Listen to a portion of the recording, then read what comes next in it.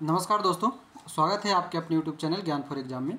आप लोगों का जो एग्ज़ाम का बूस्टर डोज लोशन सामान्य ज्ञान चलाया जा रहा था, जिसके अंतर्गत हम लोग कर रहे थे जीव विज्ञान। तो जीव विज्ञान का जो नेक्स्ट क्लास होगा, जहां पर प्रदूषण से शुरू करेंगे। अगर आपने वो सभी वीडियो नहीं देखा इसके पहले वाला, तो आप देख लेंगे। ये बुक जो है न्यू एडिशन है आपका 2021 में, जो सबसे ताज़ा आया है वो, ठीक है। बाकी जो है आपका यहाँ पर नए कोर्सेज क्लासेज लॉन्च कर दिए गए हैं। सभी जानकारी आप इस नंबर पे ले सकते हैं। बाकी आइए सीधे चलते हैं टॉपिक की ओर, ज़्यादा बात नहीं करेंगे, नो बकवास, सीधी बात। चलिए चैप्टर नंबर 7 निकाल लेंगे, प्रदूषण। मगर प्रदूषण से पहले हम लोग पारिस्थितिकी तक पढ़े थे। ज़रा दो चार को क्वेश्चन का आंसर बताइए, उसके बाद आगे बढ़ते हैं। बताएंगे कि जो सर्वाधिक अस्थायी पारिस्थितिक तंत्र किसे कहा जाता है?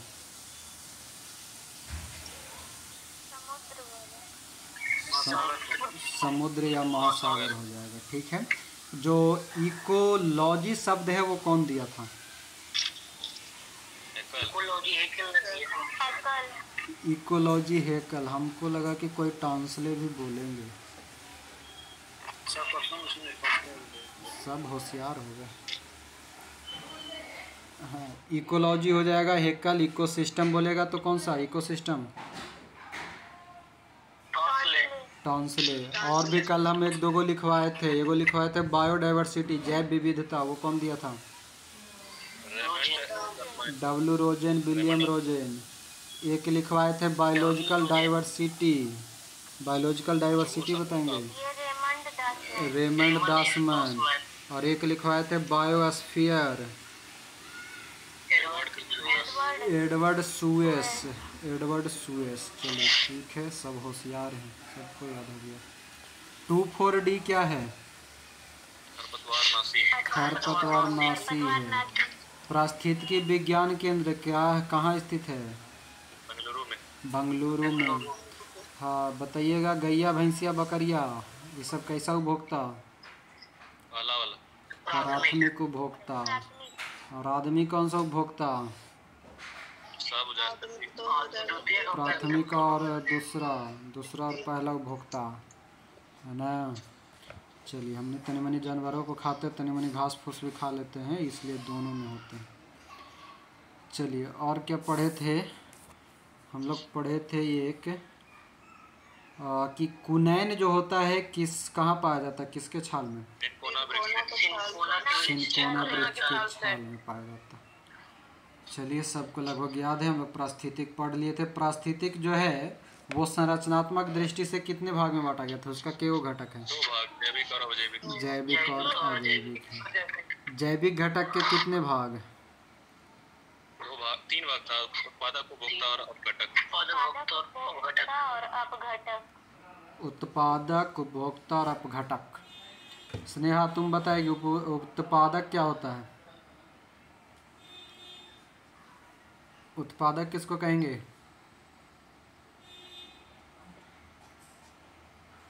हरे पौधे को जो अपना भोजन स्वयं बनाते हैं। मरलियो जाने किसको बोलते हैं? ठीक है, डर गई। अनमोल जी आप बताइएगा, उपभोक्ता। अनमोल जी, जो बना हुआ रहेगा उसको भोज्य पदार्थ जो खाएंगे उसका उपभोग करेंगे वही। हाँ, बने हुए भोज्य पदार्थ को जो खाएगा उपभोक्ता कहलाएगा। सुधीर जी आप बताएंगे अपघटक क्या होता है? अपघटक हो जाएगा, क्या कहते हैं, जो उसको द्वितीय को जो अपघटन कर दे। बचा खुचा जो रह जाए, उत्पादक उपभोक्ता जो बचा खुचा रह जाए उसको अपघटक कहते हैं, डिकम्पोजर कहते हैं। चलिए ठीक है, कोई दिक्कत नहीं है। चलिए अब आगे बढ़ा जाए। आइए प्रदूषण में आते हैं। बहुत देश में प्रदूषण फैले। अभी प्रदूषण का कोई एक नया रिपोर्ट भी आया था ना, जिसमें कुछ सबसे ज़्यादा लगता है भारत का ही सब भूटान था ना सबसे ज़्यादा प्रदूषित, गाजियाबाद। हाँ वैसा कुछ। चलिए अब आते हैं टॉपिक पे बैक।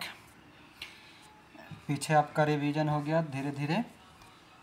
आइए प्रदूषण में देखेंगे। प्रदूषण क्या है? कहता है कि वायु, जल या भूमि अर्थात पर्यावरण के भौतिक, रासायनिक या जैविक गुणों में होने वाले अनचाहे परिवर्तन जो मनुष्य एवं अन्य जीवधारियों, उनकी जीवन परिस्थितियों, औद्योगिक प्रक्रियाओं एवं सांस्कृतिक उपलब्धियों के लिए हानिकारक हो, प्रदूषण कहलाता है। प्रदूषण मुख्यतः 5 प्रकार का होता है। कौन कौन सा? वायु प्रदूषण, जल प्रदूषण, ध्वनि प्रदूषण, मिट्टी प्रदूषण और नाभिकीय प्रदूषण। मृदा मतलब मिट्टी होता है। आगे देखिए, अब एक एक करके सभी प्रदूषण को पढ़ेंगे। यहाँ से ज़्यादा कुछ आपका प्रश्न नहीं मिलेगा, मगर 2-4 प्रश्न जो है अभी जब हम वायु प्रदूषक पढ़ेंगे उसमें 1-2 प्रश्न आपसे डायरेक्ट हमेशा पूछता है, वो आपके लिए मेन इम्पॉर्टेंट रहेगा। आइए देखते हैं। सबसे पहला कहता है वायु प्रदूषण। कहता है कि जब प्रदूषण वायुमंडल में उपस्थित होता है और वायुमंडल के अवयवों की अनुकूलतम मात्रा में परिवर्तन आ जाता है, तब इसे वायु प्रदूषण कहते हैं। वायु प्रदूषण के संदर्भ में पीएम याद रखिएगा, शब्द पूछता है। पीएम मतलब प्रधानमंत्री नहीं, और न पॉकेट मार। साइंस के अंतर्गत, प्रदूषण के अंतर्गत पीएम का मतलब होता है पार्टिकुलेट मैटर, ठीक ना। तो पीएम मतलब पार्टिकुलेट मैटर। और दूसरा कहता है एसपीएम कहता है सस्पेंडेड पार्टिकुलेट मैटर। तो ये दोनों शब्द का फुल फॉर्म याद रखिएगा। प्रमुख वायु प्रदूषक का नाम दिया गया है। ये नाम जितने भी है वो सब का नाम याद रखिएगा, क्योंकि प्रश्न में आपको यही सब दे रखेगा और एक बोलेगा इनमें से कौन सा वायु प्रदूषक नहीं है। तो सबसे पहले जो है हमारा है कार्बन मोनोऑक्साइड, दूसरा है सल्फर, दूसरा जो है सल्फर डाइऑक्साइड है, तीसरा है H2S यानी कि हाइड्रोजन सल्फाइड, चौथा है हाइड्रोजन फ्लोराइड यानी कि HF, अगला है नाइट्रोजन के ऑक्साइड यानी कि NO और NO2। नाइट्रोजन के ऑक्साइड में दोनों NO और NO2, नाइट्रस ऑक्साइड और नाइट्रोजन डाइऑक्साइड, ऐसा ही ना। उसके बाद हाइड्रोकार्बन है, फिर अमोनिया है NH3, तंबाकू का धुआं है, फ्लोराइड्स, ये फ्लोराइड्स का नाम याद रखिएगा, धूल, धुएं के कण, एरोसोल याद रखिएगा, धूल को भी याद रखिएगा, धुआं भी याद रखिएगा। ये सभी के सभी जो है वायु प्रदूषक के रूप में जाना जाता है। जितने भी यहाँ पर नाम दिए गए हैं वो सब नाम आपको ध्यान में रहना चाहिए।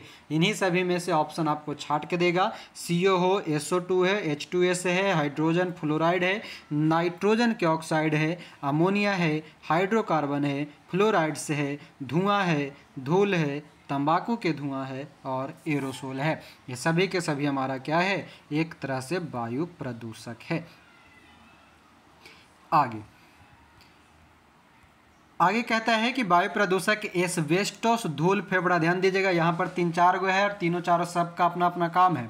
सबसे पहला वायु प्रदूषक जो है एस्बेस्टस, ये धूल, फेफड़ा को, यानी कि एस्बेस्टस से फेफड़ा प्रभावित होगा।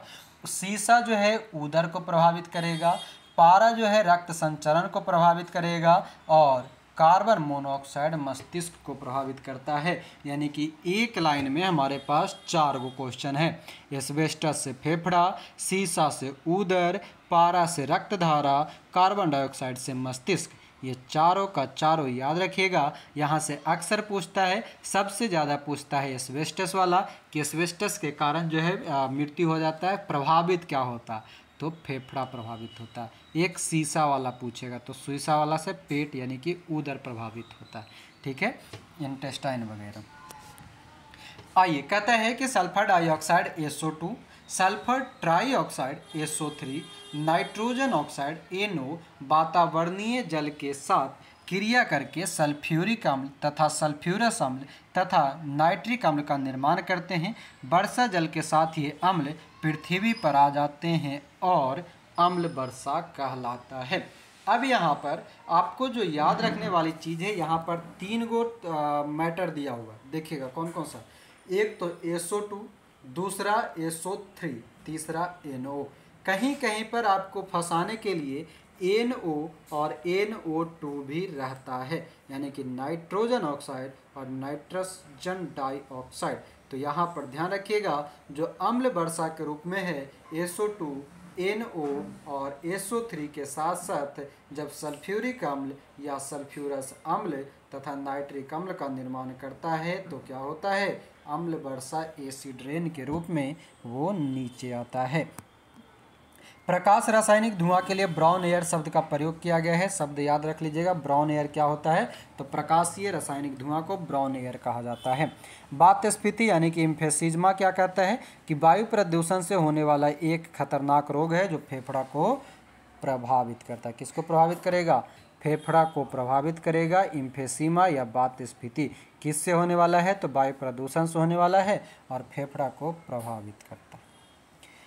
अब यहाँ पर देखेंगे बॉक्स में आपका प्रमुख पर्यावरण संस्थान है, ये सबको याद कर लीजिएगा, पढ़ लीजिएगा, बेहतर याद रहेगा। कहता है केंद्रीय प्रदूषण नियंत्रण बोर्ड, प्रदूषण नियंत्रण वाला नई दिल्ली, चिड़ियाघर प्राधिकरण नई दिल्ली, जीबी पंत अक्सर पूछते रहता है, याद रखिएगा, अल्मोड़ा, भारतीय वन अनुसंधान एवं शिक्षण परिषद देहरादून, भारतीय वन प्रबंधन संस्थान, ध्यान दीजिएगा, वन अनुसंधान केंद्र बोलेगा तो देहरादून, और वन प्रबंधन यानी कि फॉरेस्ट मैनेजमेंट का बात करेगा तब भोपाल। वन अनुवांशिकी तथा वृक्ष प्रजनन संस्थान कोयम्बटूर, वन उत्पादकता केंद्र रांची, राष्ट्रीय विज्ञान औद्योगिक संस्थान फरीदाबाद, भारतीय वनस्पतिक सर्वेक्षण कोलकाता, भारतीय प्राणी विज्ञान सर्वेक्षण कोलकाता।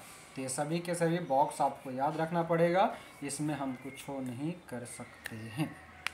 नोट में कहता है कि विश्व पर्यावरण दिवस 5 जून को मनाया जाता है और पहला पर्यावरण दिवस जो है 1973 में मनाया गया था। इस बार पर्यावरण दिवस कब मनाया गया, 2022 में 5 जून के। 1973 में भी 5 जून के मनाएगा तो 2022 में भी 5 जून मनाएगा। हाँ, अच्छा ऐसा ही होता है, नहीं हमको नहीं पता, ऐसा ही होता है।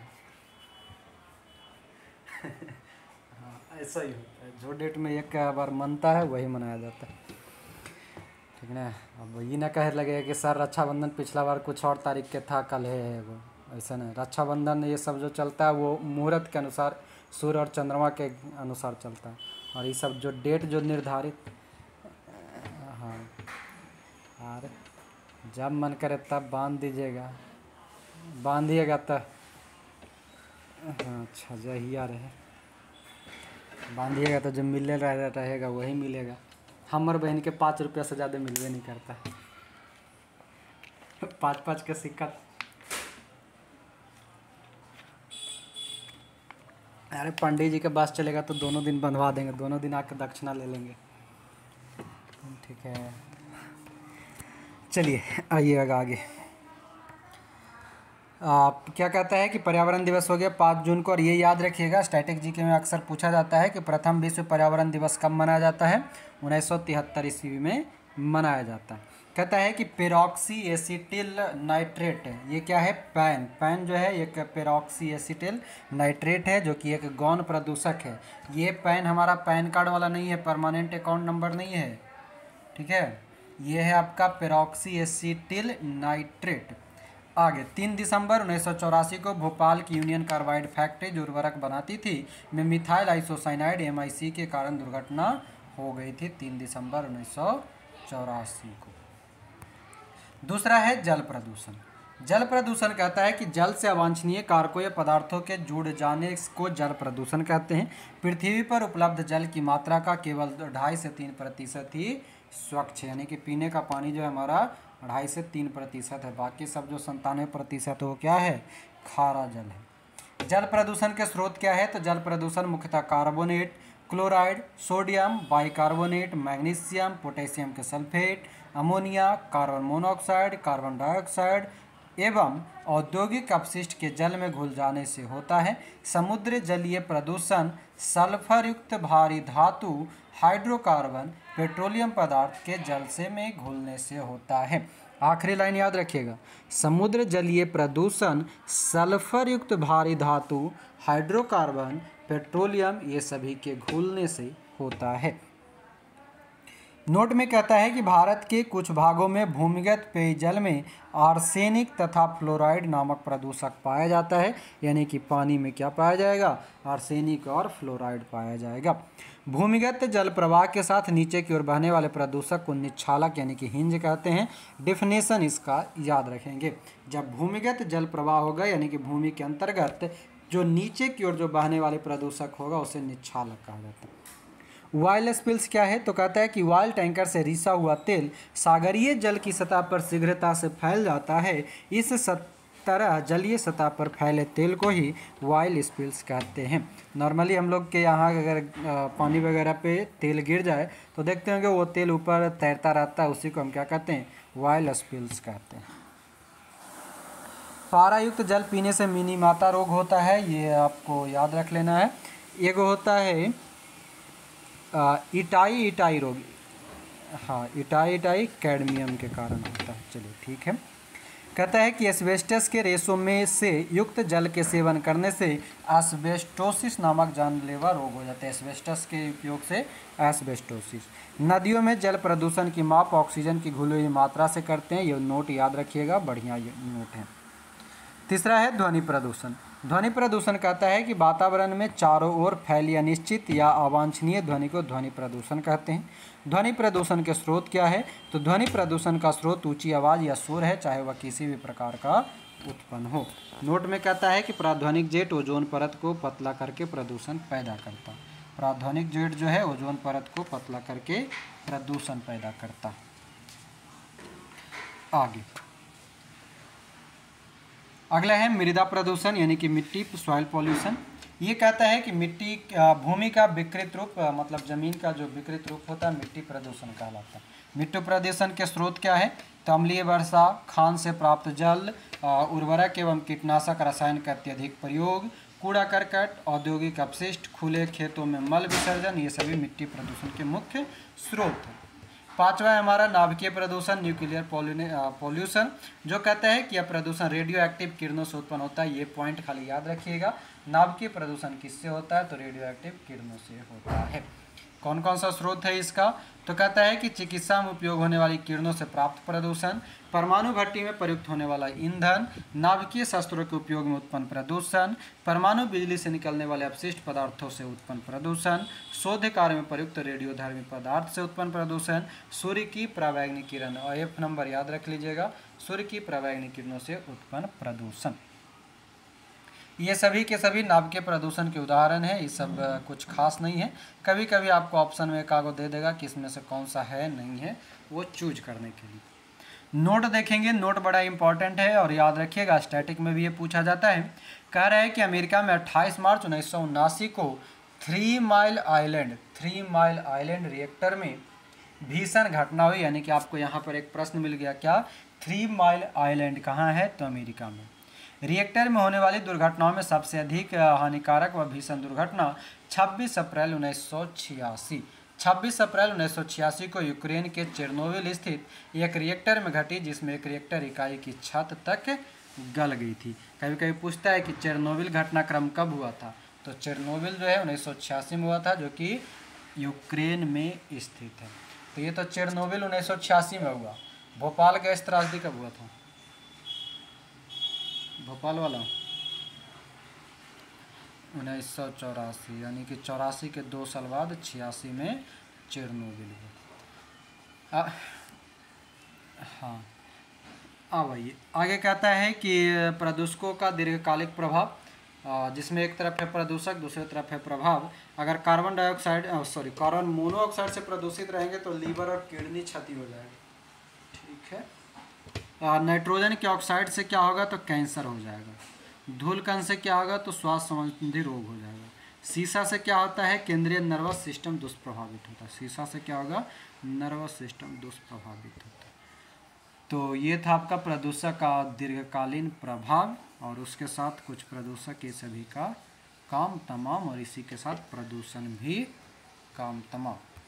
आगे जो बचता है वह है प्राणी विज्ञान। आइए देखिएगा प्राणी विज्ञान 8वां नंबर चैप्टर देखेंगे, और थोड़ा सा ध्यान बनाए रखेंगे सारे लोग, ठीक है? क्या कि ये छूटेगा तो अच्छा खासा, खास करके ग्रुप डी वालों का अच्छा खासा क्वेश्चन यहाँ से छूटेगा, इसलिए ज़रा ध्यान में रखेंगे। सबसे पहला देखिए, कहता है प्राणी विज्ञान। कह रहा है कि इसके अंतर्गत जंतु तथा उनके कार्यकलाप का अध्ययन किया जाता है। ठीक है, जंतुओं के बारे में हम अध्ययन करेंगे। उसमें अंतर है सबसे पहला कि जंतु जगत का वर्गीकरण, क्लासिफिकेशन ऑफ एनिमल किंगडम हम पढ़ेंगे, जिनमें कहता है कि संसार के समस्त जंतु को दो उपजगत में विभक्त किया गया है। एक कोशिकीय प्राणी और दूसरा बहुकोशिकीय प्राणी। एक कोशिकीय प्राणी एक ही संघ प्रोटोजोआ में रखे गए हैं, जबकि बहुकोशिकीय प्राणी को 9 संघ में विभाजित किया गया है। और स्टोरर और यूसिंजर के अनुसार जंतुओं का वर्गीकरण यहाँ पर ये कह रहा है कि जो जंतु है पूरे विश्व का, उसमें उसको 2 उपजगत में बांटा गया। एक तो हमारा एक कोशिकीय है, जबकि दूसरा हमारा बहुकोशिकीय है। एक कोशिकीय जो होता है इसमें कुछ नहीं है, ये मात्र एक ही है और वह है प्रोटोजोआ संघ। यानी कि प्रोटोजोआ संघ के अंतर्गत जो भी कुछ होगा वो सभी के सभी एक कोशिकीय हो। जबकि बहुकोशिकीय जो कहता है इसके अंतर्गत बहुकोशिकीयों को भी हम 9 भागों में बांटें, यानी कि बहुकोशिकीय हमारे लिए इम्पॉर्टेंट रहेगा। आइए एक एक करके जानते हैं अब प्रोटोजोआ के बारे में। प्रोटोजोआ इसका प्रमुख लक्षण क्या है? बहुत ही सारा आपको इन सभी में लक्षण दिया रहेगा, मगर सबको पढ़ना और याद रखना संभव भी नहीं है और ज़रूरत भी नहीं है। ठीक है, जो कुछ बोलेंगे उसको अंडरलाइन कर लीजिएगा, टिक कर लीजिएगा, वही आपके लिए बेहतर साबित होगा और साथ ही साथ काम भी करेगा। सबसे पहला कहता है प्रोटोजोआ, जिसमें कहता है कि इसका शरीर जो होता है केवल एक कोशिकीय होता है, ये हम लोग ऊपर पढ़ चुके। दूसरा कहता है इसके जीव द्रव्य में एक या अनेक केंद्रक पाए जाते हैं। तीसरा कहता है चलन पादधाव, पक्षम या कच्छाप के द्वारा होता है। स्वतंत्र जीवी एवं परजीवी दोनों प्रकार के प्रोटोजोआ होते हैं। सभी जैविक क्रियाएं एक कोशिकीय शरीर के अंदर होता है। यानी कि ये पॉइंट आपको याद रखना है। संघ प्रोटोजोआ का 5वां नंबर जो पॉइंट है कि प्रोटोजोआ में सभी जैविक क्रियाएं यानी कि भोजन, पाचन, ये सभी कहाँ होता है? तो एक कोशिकीय शरीर के अंतर्गत ही होता है। 6 नंबर पॉइंट कहता है कि श्वसन एवं उत्सर्जन कोशिका की सतह से विसरण के द्वारा होता है। यह आपको याद रखना है। प्रोटोजोआ के अंतर्गत श्वसन और उत्सर्जन की क्रिया विसरण के माध्यम से होता है। प्रोटोजोआ एंट अमीबा हिस्टोलिटिका का संक्रमण मनुष्य में 30 से 40 वर्षों के लिए बना रहता है। तो यह भी आपको याद रखना है कि प्रोटोजोआ का एंट अमीबा हिस्टोलिटिका का संक्रमण क्या होगा? तो मनुष्य में 30 से 40 साल तक रहता है। तो अमीबा में हिस्टोलिटिका का नाम याद रखिएगा। अब आता है संघ पोरीफेरा। पोरीफेरा में क्या है कि इस संघ के सभी जंतु खारे जल में पाया जाएगा, यानी कि आपके लिए यही याद रखना है। पोरीफेरा के सभी जंतु कैसे होंगे? तो खारे होंगे। लक्षण क्या है? तो ये बहुकोशिकीय जंतु हैं, परंतु कोशिकाएं नियमित ऊतकों का निर्माण नहीं करता। शरीर पर असंख्य छिद्र होते हैं। शरीर में एक गुहा पाई जाती है जिसे स्पंज गुहा कहा जाता है। तीसरा नंबर पॉइंट याद रखेंगे। शरीर में एक गुहा पाई जाएगी जिसे स्पंज गुहा कहेंगे। और इसके अंतर्गत उदाहरण क्या है? तो साइकन, मायोनिया और स्पंज। ये स्पंज याद रखिएगा। स्पंज किसका भाग होगा? तो पोरीफेरा का भाग होगा। आगे बढ़ते हैं। इसमें से सिर्फ 2 ही याद रखना। एक खारे जंतु जो है खारे जल का रहेगा। दूसरा याद रखना है आपको कि इसको स्पंज गुहा कहते हैं। और इसका उदाहरण में एक स्पंज को मुख्यतः याद रखेंगे। आइए आगे कहता है संघ सिलेंट्रेटा। सिलेंट्रेटा क्या है? तो ये जलीय द्विस्तरीय जंतु है। मुख के चारों ओर कुछ धागे की तरह की रचनाएं पाई जाती है जो भोजन आदि के पकड़ने में मदद करता है। और इसका एग्जाम्पल जो भी है वो आपको याद रखना पड़ेगा, कौनो गुंजाइश नहीं है। हाइड्रा आपका याद रखना पड़ेगा, जेलीफिश याद रखना पड़ेगा, सी एनीमोन याद रखना पड़ेगा, मूंगा याद रखना पड़ेगा। इन चारों में सबसे इम्पोर्टेंट कौन सा? तो हाइड्रा और मूंगा तो कन्फर्म याद रखना पड़ेगा। पूछ देता है कि हाइड्रा जो है किस संघ के अंतर्गत आता है? तो आपको याद रखना है संघ सिलेंट्रेटा के अंतर्गत हाइड्रा और मूंगा आता है। तीसरा है हमारा प्लैटीहेल्मिन्थस। प्लैटीहेल्मिन्थस क्या कहता है? 3 स्तरीय शरीर परंतु देह गुहा नहीं, हमको मतलब नहीं। पृष्ठ आधार तल से चपटा शरीर, मतलब नहीं। पाचन तंत्र विकसित नहीं, थोड़ा सा मतलब है, हल्का सा याद रखने का प्रयास कीजिएगा कि प्लैटीहेल्मिन्थस जो होता है पाचन तंत्र विकसित नहीं होता। कहता है उत्सर्जन फ्लेम कोशिकाओं द्वारा होता है। कंकाल, श्वसनांग, परिवहन आदि नहीं होता है प्लैटीहेल्मिन्थस में। और प्लैटीहेल्मिन्थस उभयलिंगी जंतु है, यानी कि एक ही में दोनों लिंगी पाए जाएंगे, लिंग पाए जाएंगे, उभयलिंगी कहलाएंगे। तो ये आपको याद रखना है प्लैटीहेल्मिन्थस से कि वो उभयलिंगी है। उदाहरण में क्या है, प्लेनेरिया, लीवर फ्लूक और फीता कृमि। फीता कृमि और प्लेनेरिया को याद रख लीजिएगा प्लेटिहेल्मिन्थस में। संघ एस्केलेमिन्थिज, एस्केलेमिन्थिज क्या कहता है कि लंबा बेलनाकार अखंडित कृमि, शरीर द्विपार्श्वसममित, त्रिस्तरीय, आहार नल स्पष्ट, मुक्त तथा गुहा दोनों ही होते हैं, परिवहन अंग तथा श्वसन अंग नहीं होते हैं, परंतु तंत्रिका तंत्र विकसित होता है, उत्सर्जन प्रोटोन फीडिया द्वारा होता है। ये आपको याद रखना पड़ेगा। एस्केलेमिन्थिज में उत्सर्जन जो होता है प्रोटोन फीडिया द्वारा होता है, एक लिंगी होता है। उदाहरण स्वरूप गोल कृमि जैसे एस्केरिज, थ्रेडवर्म, बुचेरेरिया, और बुचेरेरिया के कारण ही क्या होता है, फलेरिया होता है। यानी कि बुचेरेरिया किसका उदाहरण है, किस संघ का है, तो एस्केलेमिन्थिज के अंतर्गत आता है। आइए नोट में क्या दिया है कि एंटरोबियस, एंटरोबियस या पिनवर्म वर्म या थ्रेडवर्म मुख्यतः छोटे बच्चों की गुदा में पाए जाते हैं। इससे बच्चों की काफ़ी चुनचुनाहट होती है, भूख कम लगती है और उल्टियाँ भी होती है। कुछ बच्चे रात में बिस्तर पर पेशाब कर देते हैं। किसके कारण, तो एंटरोबियस के कारण। एंटरोबियस बीमारी किसमें पाया जाएगा, मतलब एस्केलेमिन्थिज जो उदाहरण है वो किस में पाया जाएगा, तो छोटे बच्चों की गुदा में पाया जाता है। अगला आता है हमारा संघ एनेलिडा। एनेलिडा में पहले एक दो को पॉइंट लिखिएगा, उसको लिखवा देते हैं, उसके बाद इसको आगे बढ़ते हैं। सारे के पास अगर किताब है तो जल्दी से लिखिएगा। एनेलिडा में जो लोग पुराने वाला होंगे उनको लिखा होगा, लिखिएगा प्रचलन भाग। एनेलिडा का प्रचलन भाग लिखेंगे। प्रचलन भाग जो लिखेंगे इसमें लिखिएगा सीटी, सीटी, सीटी और पैरामोडियम, सीटी और पैरामोडियम, ठीक है। उसके बाद एक और लिखिएगा,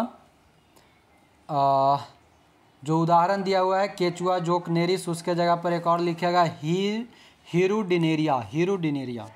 उदाहरण में एक लिखिएगा हीरुडिनेरिया, हीरुडिनेरिया। ये दो लिख लिए, काम खत्म। अब पढ़िए, इसको पढ़ देते हैं। क्या कहता है, कहता है एनेलिडा की शरीर लंबा पतला द्विपार्श्व सममित खंड में बटा हुआ, मतलब नहीं हमको। प्रचलन मुख्यतः काइटिन के बने सीटी द्वारा होता है, इसलिए अभी हम लिखवाए कि प्रचलन किसके द्वारा, सीटिन और पैरामोडियम के द्वारा होता है। आहार नल पूर्णतः विकसित होगा। श्वसन प्रायः त्वचा के द्वारा होता है, कुछ जंतु में क्लोम के द्वारा होता है। क्लोम मतलब गिल्स। शरीर जो है रुधिर लाल होता है एवं तंत्रिका तंत्र साधारण होता है। उत्सर्जी अंग वृक्क के रूप में होता है। उभयलिंगी और एकलिंगी दोनों प्रकार के होते हैं, यानी कि एनेलिडा दोनों प्रकार का होता है। केचुआ जोक नेरिस इसका उदाहरण याद रख लीजिएगा। नोट में देखेंगे, कहता है कि केचुए में 4 जोड़ी हृदय होते हैं, नेत्र नहीं होते। इसके जीवद्रव्य में हीमोग्लोबिन का विलय हो जाता है, यानी कि ये सभी नोट इसका याद रखिएगा। केचुआ में कितने जोड़ी चैम्बर, तो 4 जोड़ी, ठीक है। इसके जीवद्रव्य में हीमोग्लोबिन का विलय होता है, यानी कि केचुआ का रंग कैसा होता है, जल्दी से बताएंगे। केचुआ का रंग सफ़ेद,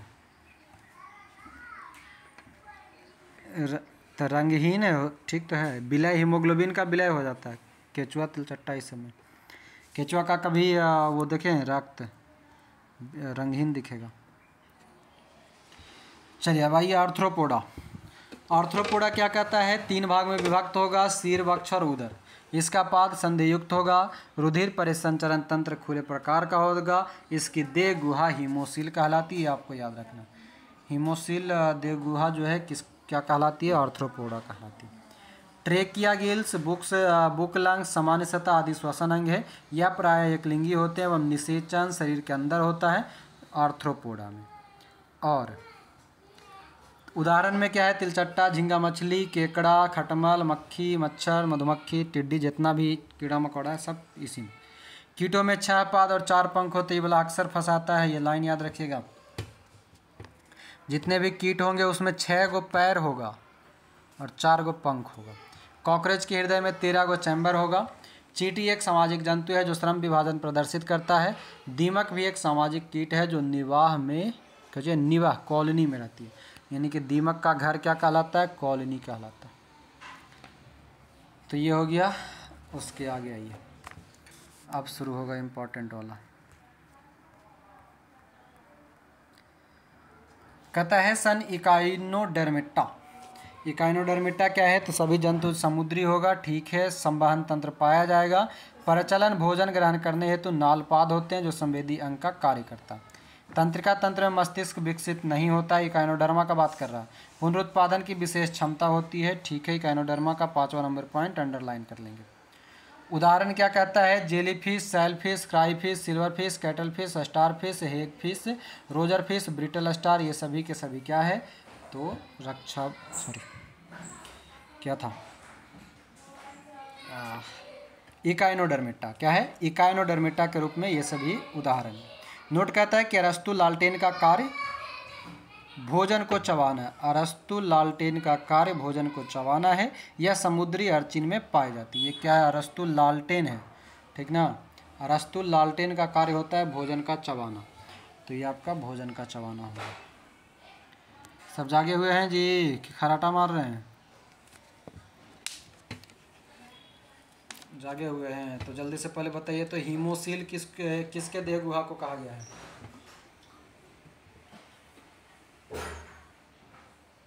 जल्दी से बताइए, सब नींद मार। आर्थ्रोपोडा। कॉकरोच के हृदय में के गो चैम्बर? 13 चैम्बर। केचुआ में के जोड़ी चैम्बर? 4 जोड़ी चैम्बर। एंटमीबा हिस्टोलिटिका किसका उदाहरण है? एंटमीबा हिस्टोलिटिका किसका उदाहरण है? प्रोटोजोआ का उदाहरण है। स्पंज किसका उदाहरण है? पोरीफेरा। पोरीफेरा का है स्पंज। हाँ जी, हृदय का ही चैम्बर होता है। जैसे हमनी मतलब मानव, मानव मतलब आदमी, आदमी मतलब तू मतलब आप, ठीक। आपका हृदय एक दिन निकाल के देखिएगा खोल के, उसमें 4 गो चैम्बर मिलेगा, 2 गो आलिंद 2 गो नीले, ठीक ना। दायां और बायां के रूप में उसको फिर अपने आप, तो 4 जोड़ी मतलब 4 दूनी 8 गो। बाकी हृदय निकालने के बाद अंदर डाल लीजिएगा, हाँ। तो फिर हृदय धड़केगा नहीं तो आप भी नहीं धड़किएगा, और धड़किएगा नहीं तो फड़किएगा नहीं, और फड़किएगा नहीं तो फिर राम नाम सत्य हो जाएगा।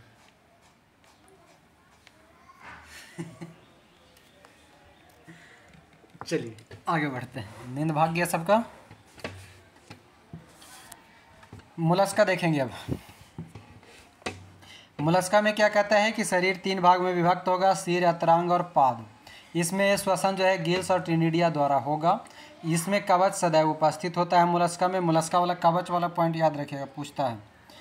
फिर कहता है आहार नल पूर्ण विकसित होगा, रक्त रंगहीन होगा, उत्सर्जन वृक्क के द्वारा होगा। उदाहरण में घोंघा और सीपी। घोंघा को याद रखिएगा, ये पूछता रहता है, तो घोंघा मोलस्का का उदाहरण है। यहाँ पर बॉक्स में कुछ दिया है मोलस्का और प्रचलित नाम, जैसे सिप्रिया। सिप्रिया का नाम है कौड़ी। डोरिस का नाम है समुद्री नींबू। ऑक्टोपस का श्रिंगमीन 8 होरल आर्म होता है, डेविल फिश कहलाता है। एप्लिसिया समुद्री खरगोश।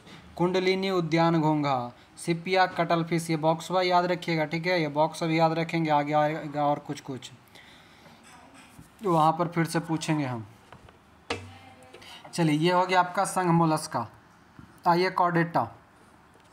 कॉर्डेटा क्या है? इसमें नोटोकॉर्ड उपस्थित होगा, क्लोम छिद्र अवश्य पाए जाएंगे, नालदार तंत्रिका रज्जु अवश्य पाया जाएगा। कॉर्डेटा के वर्गीकरण के अनुसार 13 वर्ग होते हैं। कॉर्डेटा भी 13 वर्ग में बांटा गया है, ठीक है। बांट दिया है तो पढ़ लेंगे। देखिए क्या कहता है। कहता है संघ कॉर्डेटा के कुछ प्रमुख वर्ग, यानी कि 13 भाग में बांटा है, जिसमें से कुछ का यहाँ पर चर्चा कर रहा है, ठीक है। सबसे पहला है मत्स्य वर्ग पीसीज। यहाँ से ध्यान देंगे थोड़ा सा, पीसी जाएगा, एम्फीबिया आएगा, एबी जाएगा, मैमल्स आएगा, ये सभी चारों। एक रेप्टिलिया आएगा, जहाँ से आपको 2-3 गो प्रश्न अक्सर आप लोग शाम वाला क्लास में पढ़े होंगे, है ना। तो ध्यान से सुनिएगा। सबसे पहला है मत्स्य वर्ग यानी कि पीसीज। कहता है ये सभी असमतापी यानी कि असमान ताप वाला होगा, 1 नंबर। कहता है इसका हृदय द्विबेसमी मतलब दुई चैम्बर वाला होता है। द्विबेसमी मतलब दो चैम्बर, दो नंबर। इसमें केवल अशुद्ध रक्त ही पंप करता है, यानी कि अनप्योर जो होता है उसका प्रयोग करता है, अशुद्ध रक्त का। ठीक है। उसके बाद इसमें श्वसन क्रिया के लिए क्लोम पाए जाते हैं, जो जल में विलीन ऑक्सीजन का उपयोग करता है। उतना इम्पोर्टेंट नहीं है। आगे कहता है कि कुछ मछलियों में कंकाल उपास्थि का बना होता है, ये आपको इम्पोर्टेंट है, यानी उनमें हड्डी नहीं होती। जैसे शार्क और स्कोलिडियोडन जो है, शार्क और स्कोलियोडन जो है ये आपका, उसमें हड्डी नहीं होता है, कार्टिलेज पाया जाता है, उपास्थि पाया जाता है। उदाहरण में क्या है, रोहू, कतला और समुद्री घोड़ा। ध्यान दीजिएगा, समुद्री घोड़ा जो है सी हॉर्स, ये प्रकार का मछली वर्ग है, पूछता है समुद्री घोड़ा, समुद्री चूहा, ऐसा ऐसा मिलेगा भी, ठीक ना। तो समुद्री घोड़ा जो है ये आपका क्या है, मत्स्य वर्ग, यानी कि एक प्रकार का मछली है। घोड़ा ना समझ लीजिएगा। नोट में है कि मच्छरों को नियंत्रण हेतु प्रयोग होने वाली कीट भक्षी मछली गेम्बूसिया है। मच्छर सबसे ज़्यादा हो जाए तो उसको नियंत्रित करना है तो गेम्बूसिया मछली को पानी में छोड़ दीजिए। ठीक है। आगे एम्फीबिया। एम्फीबिया क्या कहता है, सभी प्राणी उभयचर। एम्फीबिया मतलब उभयचर, उभयचर मतलब दोनों दने रहे वाला, दोनों दहे मतलब जल और स्थल दोनों। ये असमतापी यानी कि असमान ताप वाला होता है। श्वसन जो है क्लोम, फेफड़ा और त्वचा से होता है। और एम्फीबिया जो है तीन बेसमी यानी कि तीन चैम्बर, दो ग्वालिंद और एगो नीलय में पाया जाता है। तो ये आपका इंपॉर्टेंट रहेगा, एम्फीबिया में तीन चैम्बर। जैसे मेढक, मेढक की टरटराहट जो है वास्तव में मैथुन के लिए पुकार होती है। कभी कभी पूछता है, ठीक ना, कि मेढक जो है टरटराता क्यों है, यानी कि ज़्यादा बोलता क्यों है। तो मैथुन के लिए पुकार करता है, यानी कि सेक्सुअली संबंध बनाने के लिए ये पुकारता है अपने जो अपोजिट लिंग वाले होते हैं उसको। आगे आता है सरीसृप वर्ग यानी कि रेप्टिलिया। रेप्टिलिया जो है वास्तविक स्थलीय कशेरुकी जंतु है, असमतापी जंतु है। ध्यान दीजिएगा, आपका एम्फीबिया असमतापी, सरीसृप असमतापी, मछली भी असमतापी, यानी कि मछली, मेढक और अभी आगे जो आएगा सांप, छिपकली, ये सभी असमान ताप वाला। सरीसृप में दो जोड़ी पाद यानी कि दो जोड़ी पैर यानी कि 4 को पाया जाएगा। ठीक है। उसके बाद कहता है कि कंकाल पूर्णतः अस्थिर होता है, श्वसन फेफड़ा द्वारा होता है, इनके अंडे कैल्शियम कार्बोनेट की कवच से बना होता है। ये इंपॉर्टेंट है। सरीसृप रेप्टिलिया का जो होता है वो कवच किससे बना होता है, कैल्शियम कार्बोनेट CaCO3 से बना होता है। बाकी कहता है कि हृदय सामान्यतः 3 कक्ष वाला होता है, लेकिन मगरमच्छ का 4 चैम्बर होता है। कहने का अर्थ ये है कि रेप्टिलिया में छिपकली, सांप, मगरमच्छ ये सभी आता है, मगर जितने भी रेप्टिलिया वर्ग होता है उसका चैम्बर 3 चैम्बर वाला होता है, मगर मगरमच्छ रेप्टिलिया का ही है मगर वो 4 चैम्बर का होता है। नोट में कहता है कि मेसोजोइक युग को रेप्टाइल का युग कहते हैं, डायनासोर इस युग में हुआ था। मेसोजोइक युग क्या है, तो रेप्टाइल का युग है और डायनासोर से संबंधित है। कहता है घोंसला बनाने वाला एकमात्र सांप, ये याद रखिएगा, यहाँ पर 3-4 लाइन लगातार आपको याद रखने वाला है। घोंसला बनाने वाला एकमात्र सांप नागराज किंग कोबरा है, जिसका भोजन मुख्य रूप से अन्य सांप है। ये जो किंग कोबरा है एक सांप दूसरे सांप को खा जाता है। दूसरा है हिलोडमा। हिलोडमा जो है विश्व का एकमात्र जहरीली जल छिपकली है। क्या है, छिपकली है हिलोडरमा, विश्व का एकमात्र जहरीली छिपकली। फिर कहता है कि समुद्री सांप जिसे हाइड्रोफिश कहते हैं संसार का सबसे जहरीला सांप है। हाँ, कहाँ गए, तो सबसे जहरीला सांप हो गया आपका हाइड्रोफिश। मेबुइया, मेबुइया बिल बनाने वाली छिपकली है, इसका प्रचलित नाम स्किंक है। क्या है, बिल बनाने वाली छिपकली मेबुइया और इसका प्रचलित नाम स्किंक है। सांपों की विष ग्रंथियां स्तनधारियों की वसा या तेल ग्रंथियों के समान होता है, यानी कि सांप का जो विष होता है हमारा तेल और वसा का जो ग्रंथि होता है, ग्लैंड्स होता है, उसके समान सांप का विष ग्रंथि होता है। तो ये हो गया, यहाँ से 3-4 पॉइंट याद रखिएगा। ठीक है। उसके बाद आगे आइए, सांप वाला छिपकली वाला जो है वो याद रख लीजिएगा। अब है पक्षी एबीज। एबीज क्या कहता है कि इसका अगला पाद उड़ने के लिए पंखों में रूपांतरित होता है। जो उसका पंख है वो एक प्रकार का पैर ही है, ठीक ना, जो कि उड़ने के लिए रूपांतरित हो गया है, यानी कि जिस अंग का आप जितना काम करेंगे उसका अंग वैसा ही विकसित होगा। जो एबीज होता है पक्षी होता है और 4 चैम्बर होता है। जल्दी से बताइएगा, मछली में के गो चैम्बर? मछली में 2 ही गो। सांप में के गो? सांप में 3। और जल्दी से बताइएगा पक्षी में, अच्छा पक्षी तो ही पढ़ ही रहे, पक्षी में 4। एम्फीबिया में के गो? एम्फीबिया में 3। अच्छा जल्दी से बताइएगा छिपकली में के गो? छिपकली में 3। हाँ मगरमच्छ में 4। ठीक है चलिए। हाँ तो आप ध्यान दीजिएगा, पक्षी वर्ग आ गया। पक्षी में कहता है कि इसका अगला पैर जो है उड़ने के लिए पंख में बदल जाता है। पक्षी जो है 4 चैम्बर होता है, द्वालिन 2 नील है। ये समतापी, ध्यान दीजिएगा, पक्षी जो है अब समतापी है, जबकि अभी तक मछली, एम्फीबिया, रेप्टिलिया ये सभी असमतापी था, असमान ताप वाला। श्वसन अंग जो है पक्षी का फेफड़ा है, मूत्राशय अनुपस्थित होता है। शब्दिनी यानी कि सैरिंग्स जो है पक्षी में वाक यंत्र है। उदाहरण स्वरूप कौवा, मोर, चिड़िया, तोता। तीव्रतम पक्षी अबाबिल है, यानी कि सबसे तेज चलने वाला अबाबिल।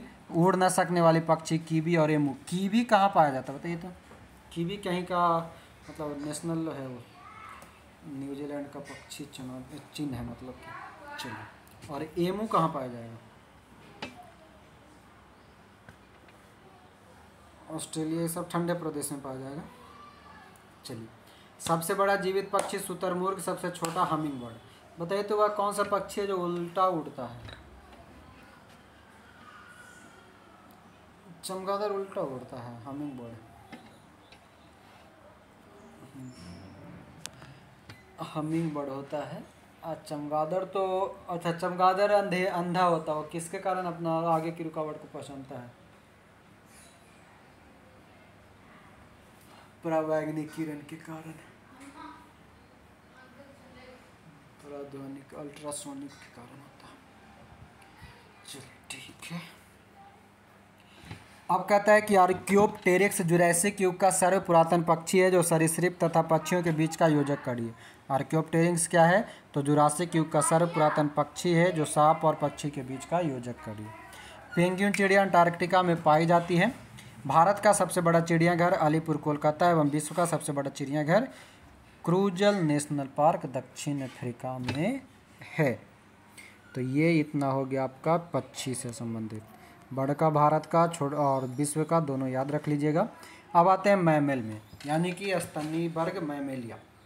मैमेलिया क्या कहता है कि त्वचा पर श्वेत ग्रंथि तथा तैल ग्रंथि पाई जाती है। श्वेत ग्रंथि और तेल ग्रंथि, ये सभी जंतु उच्च तापी और नियत तापी, यानी कि स्तनी जो होता है उच्च ताप वाला और नियत ताप वाला होता है। जो स्तनी वर्ग है इसमें भी 4 चैम्बर होगा। फिर से एक बार रिपीट कर रहे हैं, एम्फीबिया, यानी कि एम्फीबिया में यानी कि जो मेढक होता है उसमें आपको मिलेगा के चैम्बर? 3 चैम्बर। मछली में मिलेगा आपको 2 चैम्बर, मछली में 2 चैम्बर। उसके बाद सांप, ये सभी में मिलेगा मुख्यतः 3 चैम्बर, मगर मगरमच्छ में 4 चैम्बर। उसके बाद पक्षी में मिल जाएगा हमको 4 चैम्बर, और आदमी ये सभी में, स्तनी में भी 4 चैम्बर। कहता है कि मनुष्य, यानी कि कहता है कि इसमें दांत जो है जीवन में 2 बार निकलते हैं, इसलिए जो स्तनी वर्ग होता है द्विवार दंती होता है। इनके लाल रुधिराणु में केंद्रक नहीं होता, मगर स्तनी के अंतर्गत ऊँट और लामा जो है, ऊँट और लामा में को छोड़ करके अन्य सभी मैमल्स में जो रुधिराणु होता है यानी कि RBC, उसमें केंद्रक नहीं होता है। ऊँट और लामा जो है एक दूसरे का, लामा जो है ऊँट का ही प्रजाति है। और कहता है बाह्य कर्ण, यानी कि पिन्ना जो होता है स्तनी में उपस्थित होता है। मतलब हम लोग का जो कान है वो पिन्ना, जिसमें कनवाली पहनते हैं उसको पिन्ना बोलते हैं, ठीक ना। और जेकरा पकड़ के गुरुजी ऐंठते हैं, पीटते हैं, उसको बोलते हैं पिन्ना। तो पिन्ना क्या है? तो बाहर मौजूद होता है। तो जो बाहर पिन्ना मौजूद होगा वो समझ जाइएगा कि स्तनधारी है, देख करके दूर से। आगे कहता है कि वर्ग स्तनधारी 3 उपवर्गों में भी बांटा गया है। ध्यान दीजिएगा, ये तीनों इंपॉर्टेंट हैं। प्रोटोथीरिया, मेटाथीरिया और यूथीरिया। प्रोटोथीरिया उसको कहेंगे जो अंडा देगा, ठीक ना। एकिडना, प्लेटिपस, ये सभी प्रोटोथीरिया है। दूसरा होता है मेटाथीरिया। मेटाथीरिया वो होगा जो अपरिपक्व बच्चों को जन्म देता है, मतलब पूरा मैच्योर बच्चा को जन्म नहीं देता है, आधा अधूरा बच्चा देता है उसको फिर बाहर ला करके अपने थैला में पालता है। जैसे कि कहता है कि आप परिपक्व बच्चों को जन्म देते हैं जो मार्सुपियल नामक थैली में विकसित होने तक रहता है। यानी कि जो कंगारू है अपने बच्चे को जन्म दे करके उसके आगे एक थैला होता है मार्सुपियल बैग, उसमें वो विकसित करता है। तीसरा है यूथीरिया। यूथीरिया क्या है? तो पूर्ण विकसित शिशुओं को जन्म देता है जैसे मनुष्य।